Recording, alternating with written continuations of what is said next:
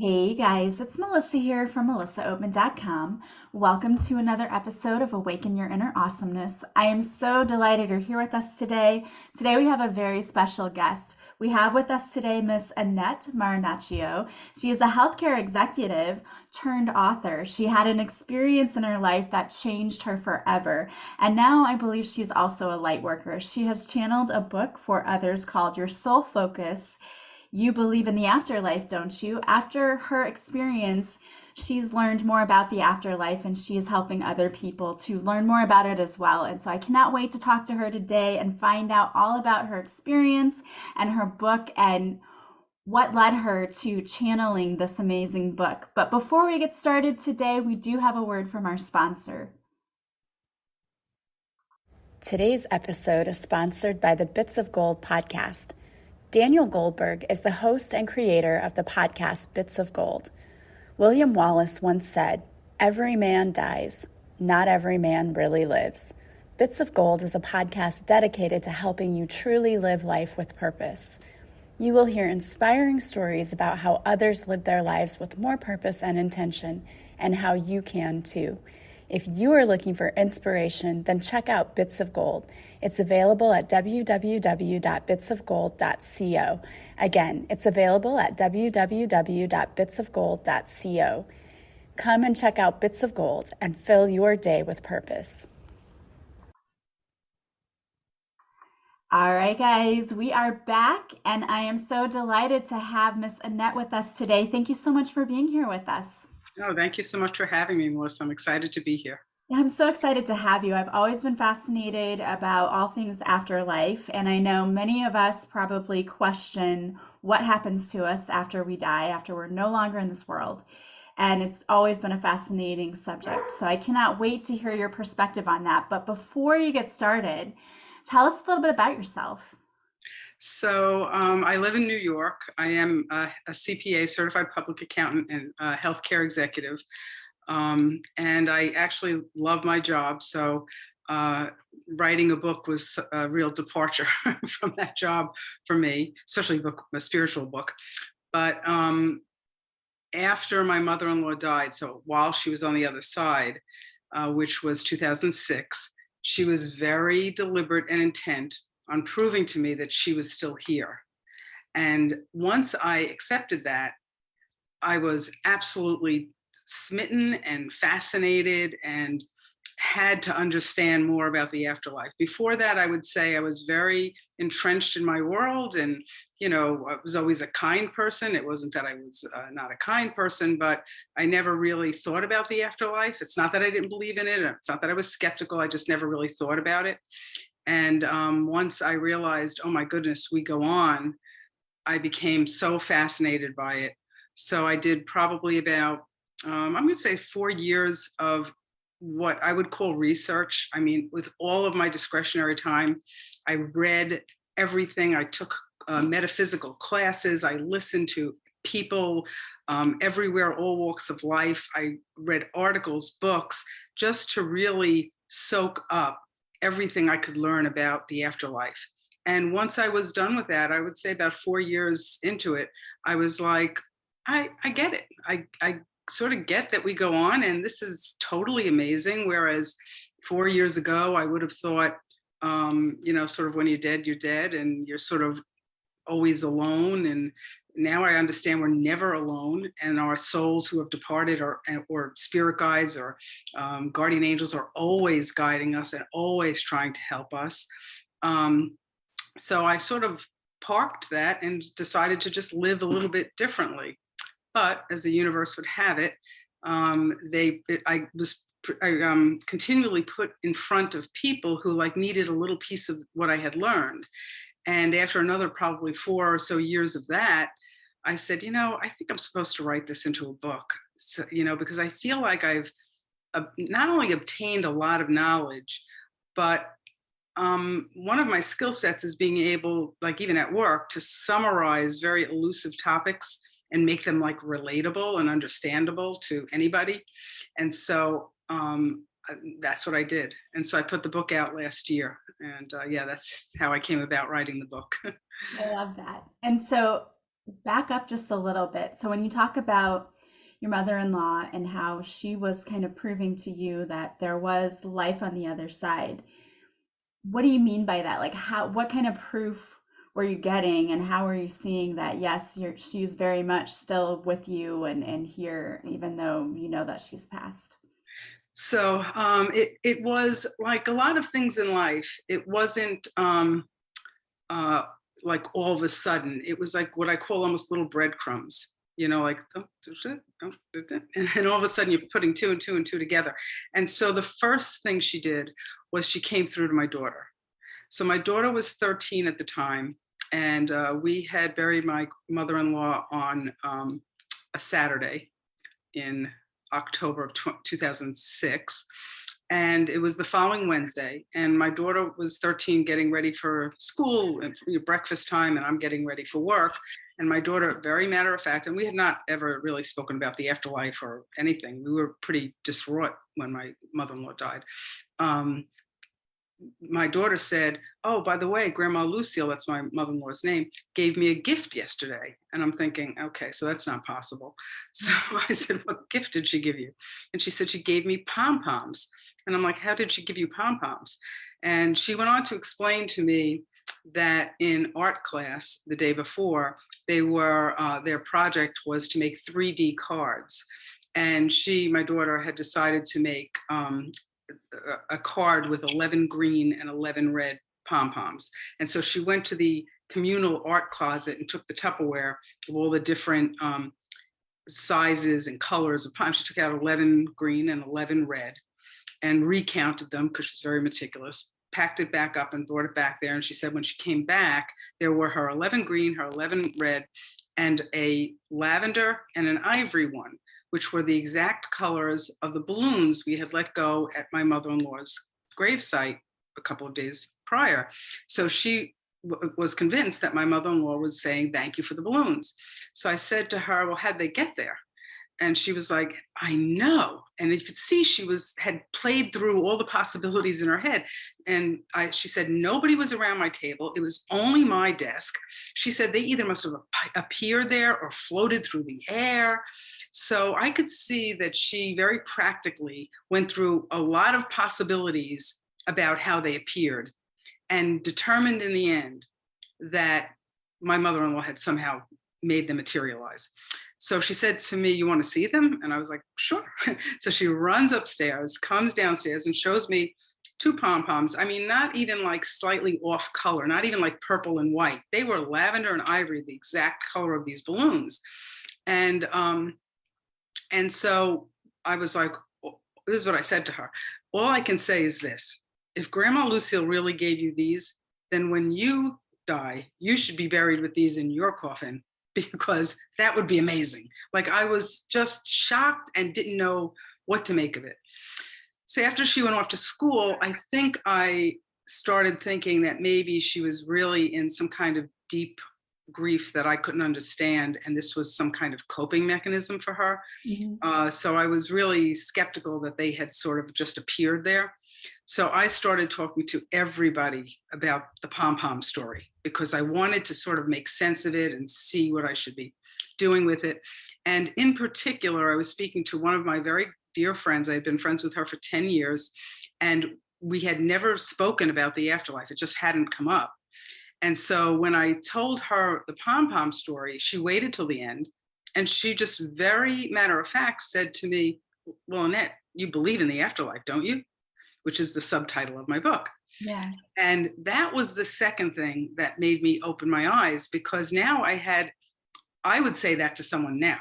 But at that point, because now I understand there's an afterlife, but Yeah. at that point, I didn't. And so now I had a very credible friend who was like, "Of course your mother-in-law can make those pom-poms materialize." And I was like, "Really? Like, you believe in the afterlife?" And so now I had this, you know, it really made me think twice. So she went on to tell me that when her father had died years ago, years before I met her, she actually went to a medium on Long Island, where I live, Josephine Girangelli, and she would get specific pieces of information from her deceased father, like when to sell her house, and she's looking to name her son this. Does her father approve? So, like, really concrete, practical information from her deceased father. Mhm. So she's telling me the story, and I was like fascinated. All right, so that's now the second thing. I parked that. About a week later, the breadcrumbs, I was out to dinner with my husband, my son, and my recently widowed father-in-law, and we were in a restaurant on Main Street in my town. We were seated next to a window, and there was a big poster in the window. The poster was facing the street, but I could see through it, and it said, "Dinner and show with Josephine Girangelli," the same medium that my girlfriend had just mentioned. And so I was like, that's unbelievable. Like, what a coincidence. Yeah. So now I understand coincidences aren't always really synchronicities. Right. But at any rate, so now I went home that evening and I said to my girlfriend, I named her Donna in the book, but her name is Maria. Maria, would you like to come? It's in 4 months. And she said, absolutely. I can't believe she's going to be in our village and whatever. You know, she's never come to that restaurant before or after. But at any rate, so I called up, I made reservations, Annette, party of 3. We had another girlfriend who came also, and it was 4 months away. And so now that was a third thing. But between that 4 months, I was telling everybody the pom-pom story. And what I became very fascinated about was that so many people I would speak to felt very similarly to my friend Maria. They were like, well, of course there's an afterlife. It was very matter of fact to a lot of people. I just had never thought about it. And so I was like, you believe in it too? And then I would hear story after story. Oh yeah, when my mother died, this happened. And, you know, my nephew died and the lights were flickering. And, you know, at my grandfather's funeral, there was a butterfly that sat on my grandmother's head for the entire thing. You know, like, it was like one incredulous story after another. So now I'm thinking, oh my goodness. The first thing started with my daughter. The second thing with my girlfriend, Maria. You believe in the afterlife, don't you? The third thing is this Josephine's, the synchronicity of her name. And now a lot of people I'm speaking to have stories. And so, you know, again, until it happens to you, it's hard to believe them. But here I have a lot of credible people, a lot of friends giving me stories. We went that 4 months later, we go to the Josephine Girangelli medium dinner thing. And so we have dinner, and she starts right out, and I'm sort of viewing it like a magic show at this point. She starts right out in the other side of the room, and there's people crying, and she's bringing through a police officer or a firefighter, and the family's all relating to the story.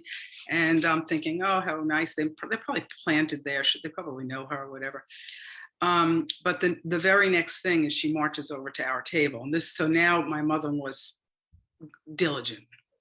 So Yeah. she marches over to our table and she says, okay, I have a woman here who says her name is Lucille. Lucille is my mother-in-law's name. And she's holding her stomach. My mother-in-law had died of pancreatic cancer. She's holding her stomach like she died of a stomach kind of cancer, or maybe not stomach cancer, but something like that. And I would not take the microphone. I was just like, my mind was racing. I was like, I made reservations. I didn't pay yet. I didn't give them my credit card. They don't even know my last name. How could did my girlfriend call her? Like, what is going on here? I didn't take the microphone.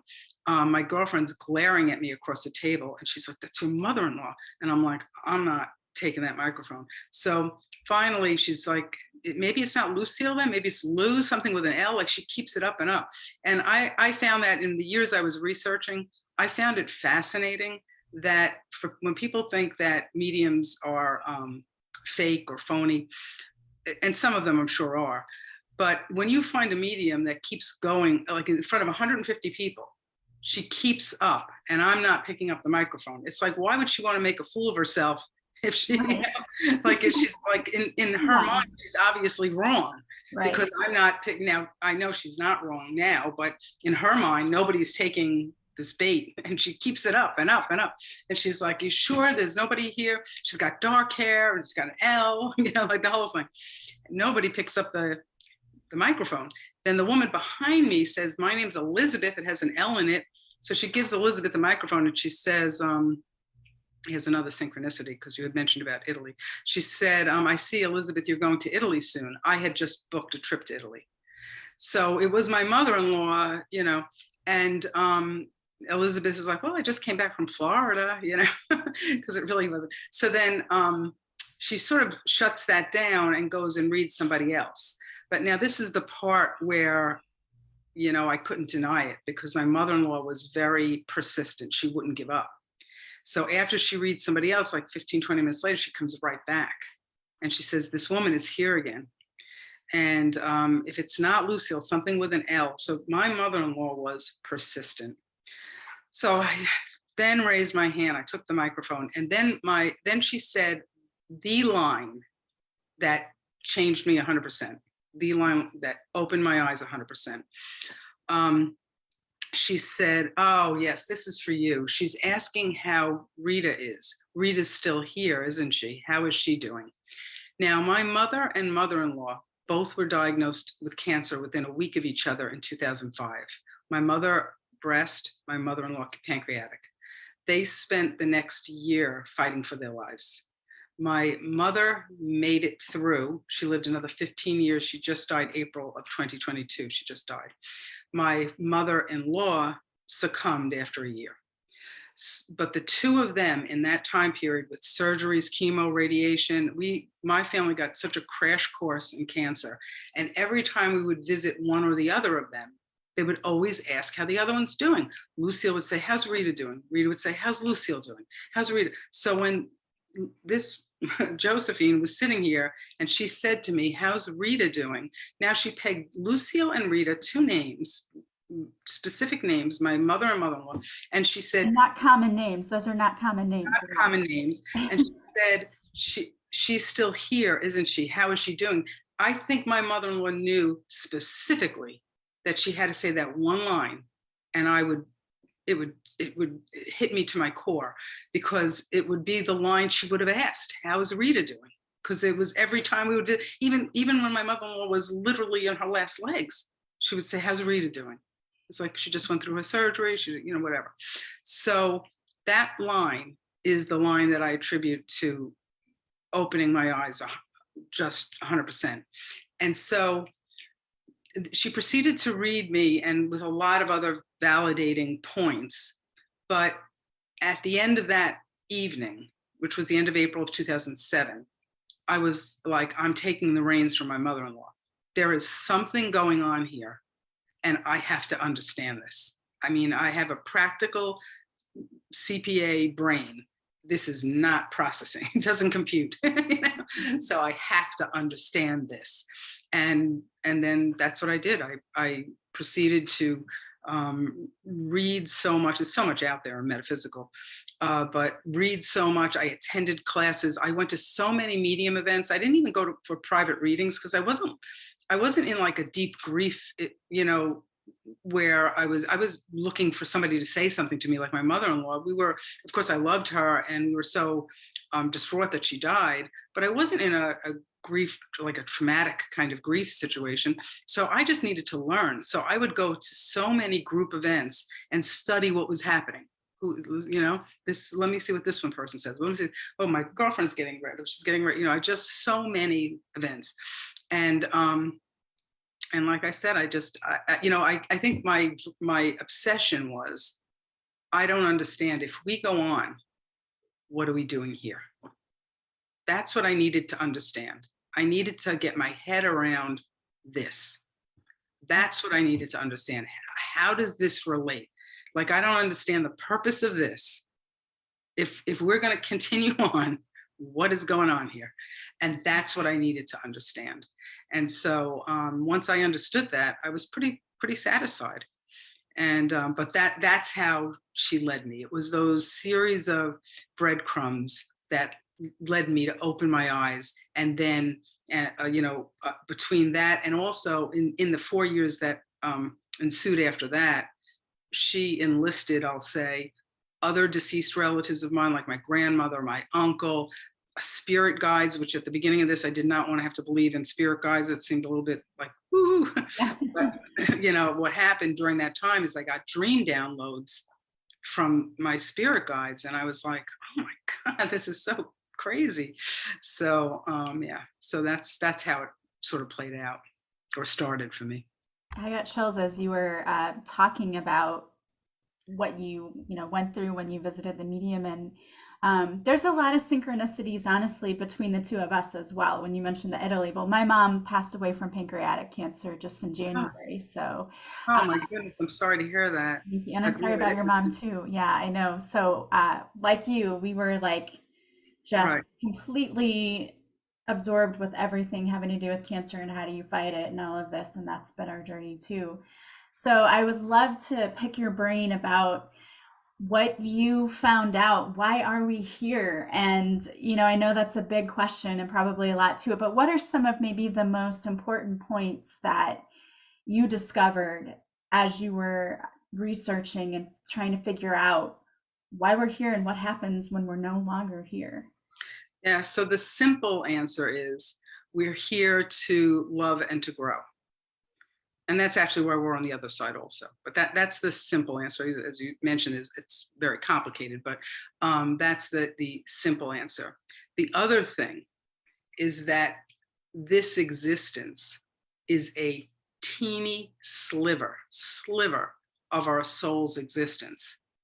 And we are intentionally born here as humans with which I almost call like blinders on, or like a dunce cap, like blinders, so Mhm. that we think this is what it's all about.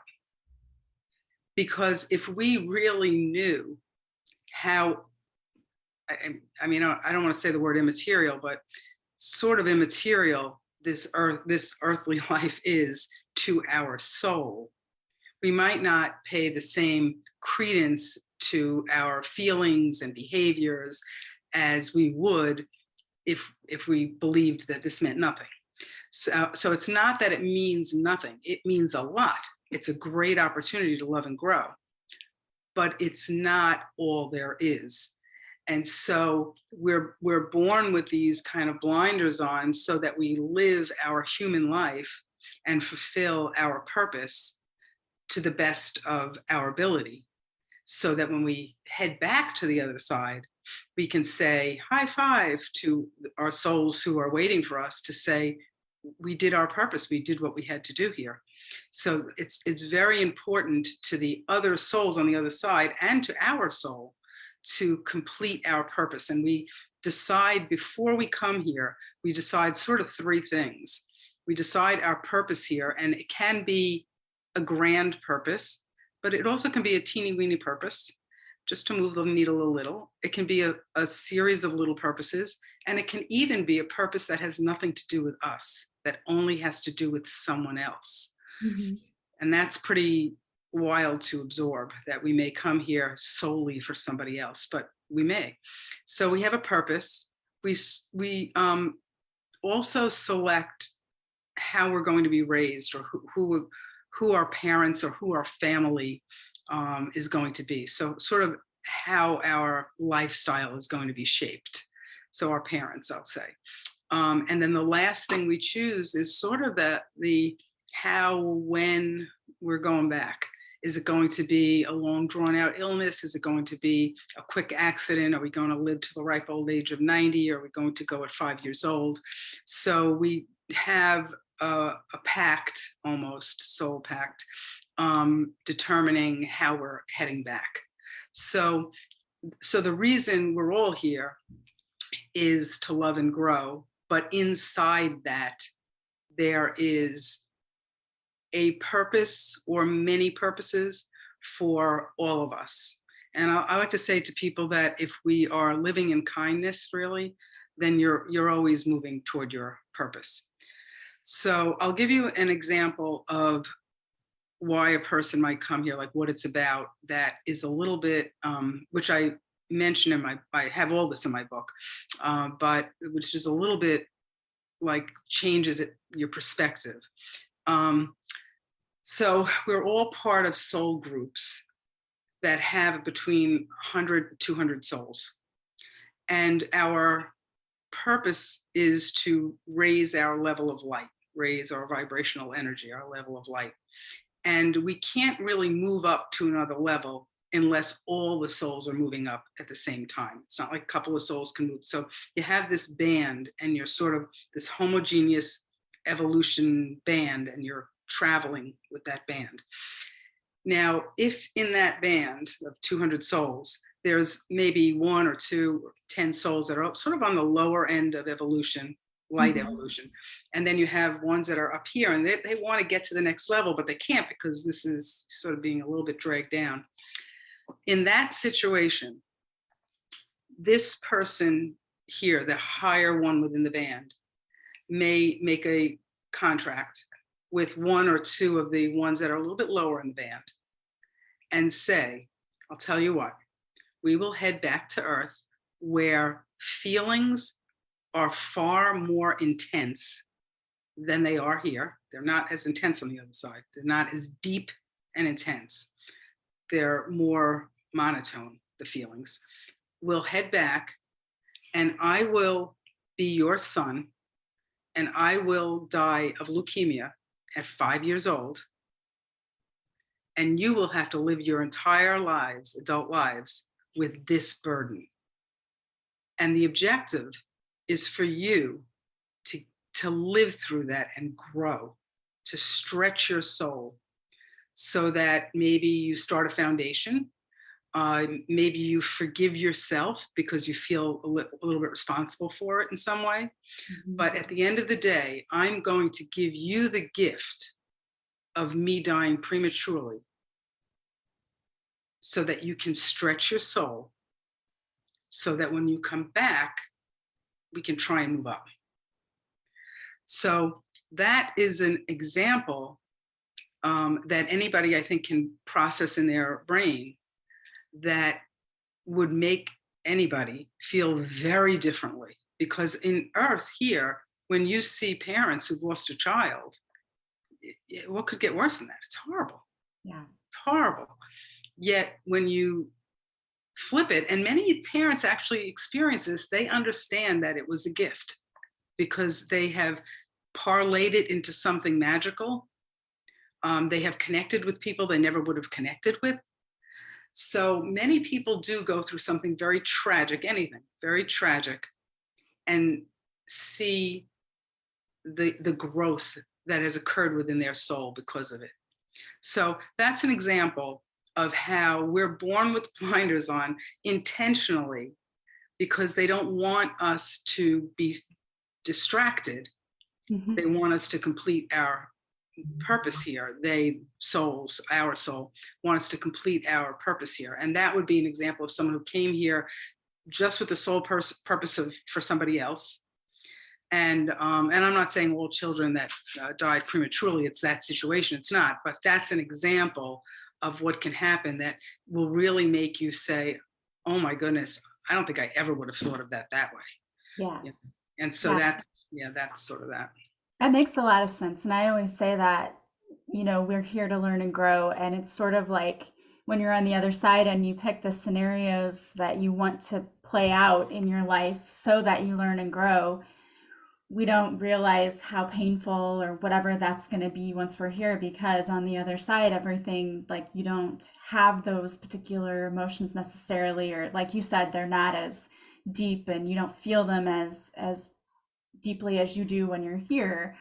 So I think a lot of people who go through grief, we question, like, why would I pick this? Why would I have wanted to do this? But that was a perfect explanation that you gave, because I truly do believe, even though I've had those thoughts too, like, why would I ever want to pick this for myself? But when you look at what did you learn, what did it teach you, the lessons are there. And I think there's always, purpose in every pain. We just have to get to the root of what was the lesson. What did we learn, and how did we grow from whatever it is? And you're right, you see so many people who turn tragedies into amazing things that help other people. That's So right. I think that is really, what better way to raise their vibration than to, you know, allow something that is sad and tragic to turn into something beautiful for others that lift others up. That's exactly true. And I think, you did it also with your book, because in my example, you had two people, right? You had this soul and this soul. But let's say the parents also came here, not just to raise their vibration, but to help someone else entirely different with what they went through. So now the son dies, the parents' souls stretch. It's a horrendous thing, but they parlay it into something that helps 1, 2, 10 other people. Maybe they're here to help these other people. It may not end with just them growing. Yeah. So once you take something that's painful or a tragedy or opens your eyes, I mean, I feel with my book, it wasn't a tragedy that I went through, but I felt this responsibility to share. And so when you go through anything, and then especially something painful, and then you feel that responsibility to share, and you put yourself out there, and it helps 1 or 2 or 10 other people, that's what it's about. After I put the book out, like 3 weeks after I wrote it, I had this woman from Oregon, and I'm in New York, so it's the other end of I would never have met her, reach out to me, and she said, I just want to thank you for writing your book. My 23-year-old son died 2 years ago, and I've been struggling with it, and your book just, I think you had said too, makes a lot of sense, because I'm an accountant, so everything makes a lot of sense. Yeah. So she said, I was able to read it and understand, and it put a whole new perspective on my situation. And I was like, oh, I'm done. Like all I had to do was share, share it, and I helped one person, and Right. I mean, it's helped many other people now too. That was when I first put it out, but helping other people, it's not just as simple as this person to this person, right? It's the cascade of all the other people that you help. Right. Yeah, it causes a ripple effect. Absolutely. Yeah. I love that. I absolutely love that. So now tell us a little bit more about your book. So you talk about your own experience, and then you talk about also what do you talk about what it's like in the afterlife? Like, has your mother-in-law relayed those kinds of things to you? Yeah, a little bit. I'll show you my book. I don't know if it comes across on the screen this way, but it's called Your Soul Focus. You believe in the afterlife, don't you? And the reason I said your soul focus instead of like my soul focus is because I didn't want it to be about me. I mean, it is about me, and people who've read it said, oh, it seems like I'm sitting across a kitchen table and you're, speaking to me. But I only put the examples in there that I needed to get to a point that impacts everybody. So, for instance, that story with the child who dies, and that's in the book because, but it has nothing to do with my personal situation. So I put enough of excerpts in there that have to do with me, so that you can get to know me and understand why I thought what I thought. But I really wanted the points of my research to be the main part of the book, because I almost envisioned people getting the book and highlighting pieces of it to say, oh, I never thought about that way. I never thought about that way. Yeah. So at any rate, yeah, they're in there. But I didn't spend as much time in my book talking about what it's like on the other side, because my purpose was more so how it relates to us. But having said that, there are certainly glimpses in there. And what I can say about what I've learned is that when you're on the other side, you reside, I'll say, in your own homogeneous level of light. So it's really very nice there, because you're not dealing with souls that have not evolved to a similar level to you. So if you think about it, there's nobody there to fear, because there's not that kind of lower energy. And there's nobody there to envy and admire, because there's not really that super higher energy. They're up here and they're down here. You're in with people of your own level of evolution. So you just feel very safe. You feel very safe and you feel very loved.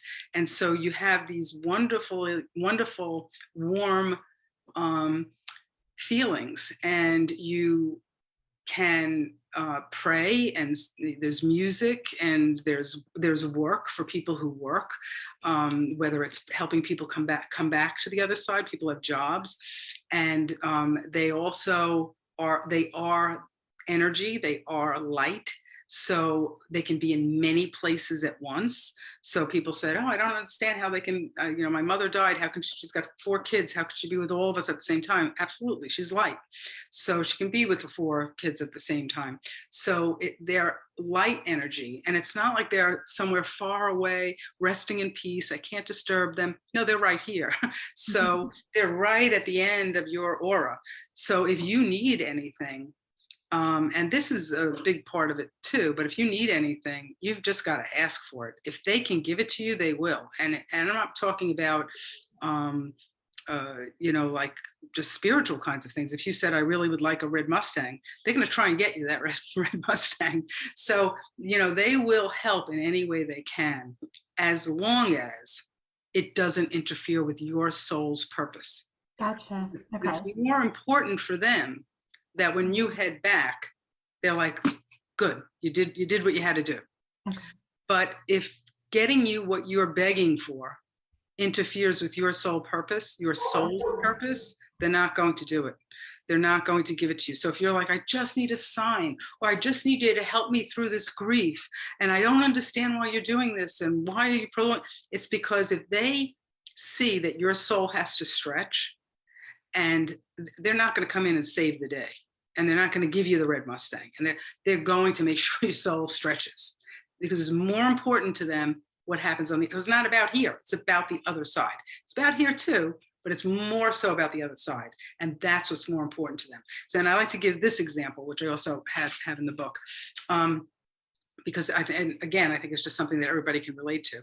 So we've all seen a child meltdown. They have some horrible temper tantrum meltdown. Let's say they want a candy bar. They're 3 years old. They want a candy bar for breakfast, and they're screaming and crying that they want this candy bar.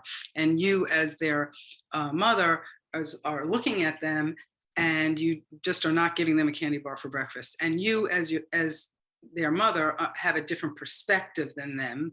You realize that this candy bar means nothing. They can have a candy bar after lunch. They can have 1,000 candy bars in their whole life.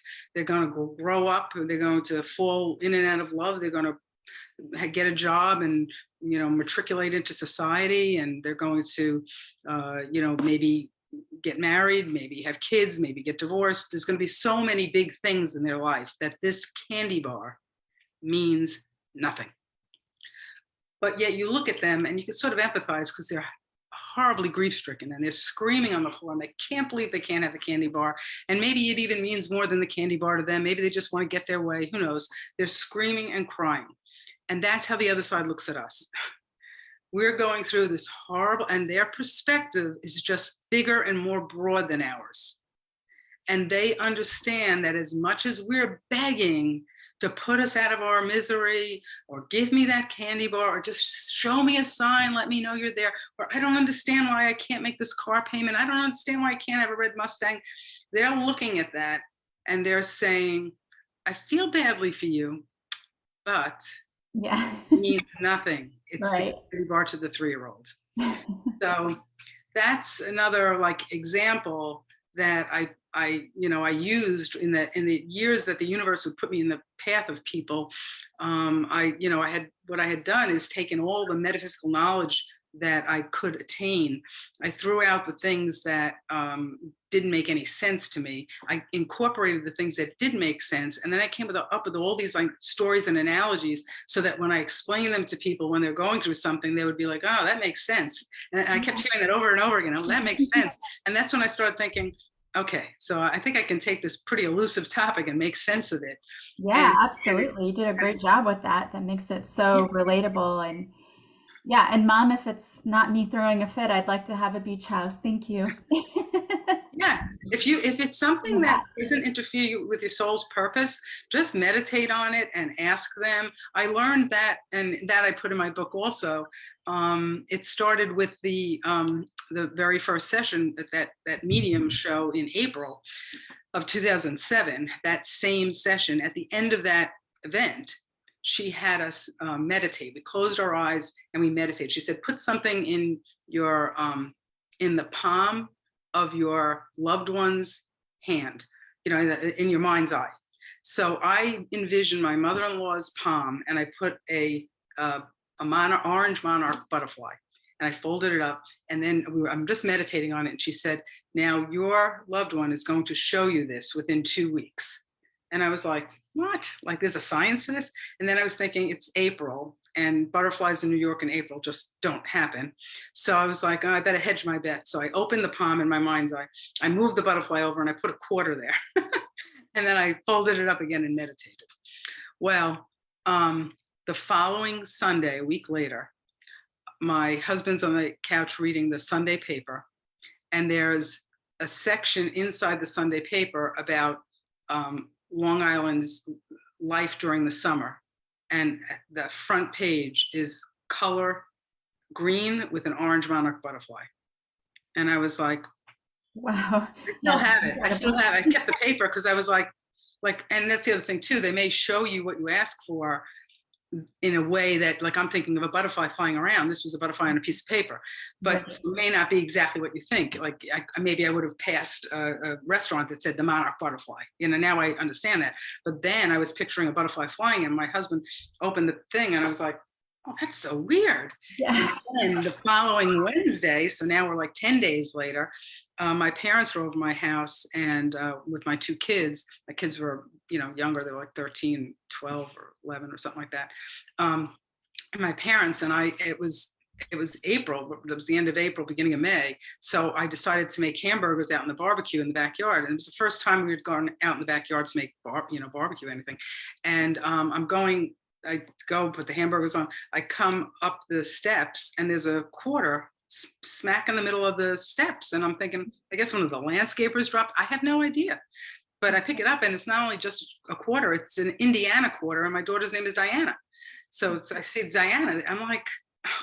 So I got my two things. And that's when I started thinking, wait a minute, I can call them in whenever I want. And so I started playing with that. And I started asking my mother-in-law for specific things at specific times. And it worked. It worked. So that made me realize they're really right here, and they're listening to us. It's funny because there was this woman who read my book, and she was in the middle of the country, like, I don't remember where, Ohio, Michigan, or Colorado, somewhere in the middle of the country. And she instant messaged me. And it was about 6 or 7 months ago. And she said, I just want to share this with you. I'm so excited. She said that when she was younger, her brother had died, and her 10-year-old daughter has never met her brother. But she would speak, the mother would speak about her brother, right? Uncle Jack. So after she read my book, which tells people, ask for things, she said to her daughter, let's ask for a specific sign from Uncle Jack and see if we get it in 2 weeks. And her daughter said to her, okay, let's ask for Finn the cat. And so her mother said, who's Finn the cat? And the daughter said, last year when Grandma was babysitting me in the backyard, a cat came up and had a tag, and he let you pet him, and I saw his name was Finn. And so the mother said, all right, I don't think that was a year ago, and that's really specific. Let's make it more general. Let's just ask for an orange cat. And so they meditated on it, the mother and daughter. And the next day, she was putting the garbage out. The mother was putting the garbage out. She hears a meow behind the garbage pails.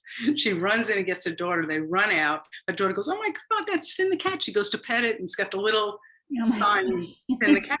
So, so this woman shared with me that she was so excited that, all these years later, she never would have thought that she could call in her brother so specifically.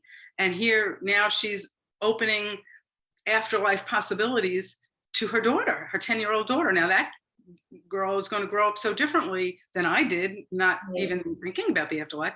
So again, I just felt like, all right, the vibrational energy of the universe raises a little bit again, So Yeah. yeah, so I learned that if they can, if giving you the candy bar doesn't interfere with your soul's purpose, they will do it. They will get you Finn the cat. They will get you the candy bar. If it interferes with your soul's purpose, they're going to hold off. They're not going to do it. So if you need that experience to stretch your soul, or if you need that experience because somebody else is going to learn something from you because of your soul stretching, they're not going to do it. So if it interferes with your soul purpose or even the soul purpose of somebody else down the line, they're not going to help. But if they can, they will.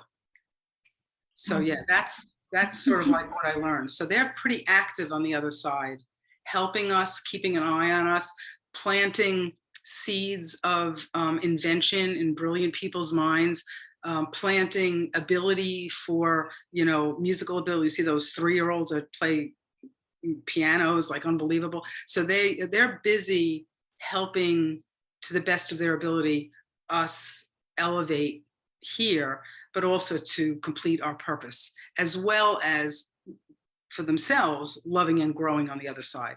Lots of meditation, lots of music, lots of art. The arts are big. Is science, invention, all that kind of stuff is big. But you often hear like a firefighter who's so loving and giving on this side here. They may, when they go to the other side, they may be in charge of helping people who die in fires cross over or transition. So there may be you don't change your personality over there. Your personality is pretty, So if you've got kind of that helpful, caring kind of person, then you're going to find a role over there that allows you to be helpful and care. So yeah, that's sort of like what I again, it sort of makes sense. Yeah, yeah, I love that. I love that. I can't wait to get your book because it just sounds so fascinating. And so tell us again, if anyone wants to buy your book, which is called Your Soul Purpose, or excuse me, Your Soul Focus, you believe in the afterlife, don't you? Which I love the story of how you got that title. But if anyone wants to buy the book or they just want to like follow you, what's the best way for them to do that? So I have the book on Amazon and Barnes and Noble. And I also have a website, AnnetteMarinaccio.com. So if anybody goes on there, they can buy it. It's electronic, the book. It's also audio, and it's paperback. And so any one of those ways you can find me. I also I'm on Instagram, so Annette Marinaccio on Instagram also, and I have on Facebook a Your Soul Focus page where I post things on an ongoing basis, inspirational things on an ongoing basis. I'll also mention that one of the women who read my book, her son had died in 2019, and so she's ever since he has died very interested in the afterlife, and he comes through to her on an ongoing basis. So she gathered together 35 people, not all authors, from all over the world, France, India. She's from Canada. And so she had reached out to me and asked me to donate a chapter to this anthology. It's called Gathering at the Doorway. And so everybody wrote one chapter. I wrote a new chapter, not one from Your Soul Focus. I wrote a new chapter. And everybody contributed a chapter to this book. And she published it this year. All the proceeds go to mental health or afterlife non-for-profits. And it's doing really well also. So yeah, so those are my ways to help the energy of the universe as best as an accountant can. Love that. Well, we're going to have the links in the show notes too. So if anyone is interested in buying your book or going to your website and just finding your social media, it's going to be all there in the show notes. Thank you so much for being on here today. I loved this conversation. It was so awesome. And I really appreciate you taking the time out of your busy schedule to come on here and just share with us all of your knowledge. Thank you so much. Yeah, thank you so much for having me. It's been a pleasure, Melissa. Thank you. You're welcome. Thank you. And thank all of you for being here with us today. As always, if you like this podcast, please subscribe. Please leave a positive review from wherever you're listening. And the greatest compliment you can pay me is to share this podcast with others. If you want to work with me or follow me, you can go to my website, melissaoatman.com. There you'll see all my links. You can join us on Patreon. Only on Patreon can you see the interview. So you can actually see the cover of the book from today. And you can also see Annette's beautiful face. I'd love to have you over there on Patreon. Again, I want to thank you guys. I am sending you so much love and light. I hope you have a beautiful day from wherever you're listening, and I will talk to you soon. Bye, guys.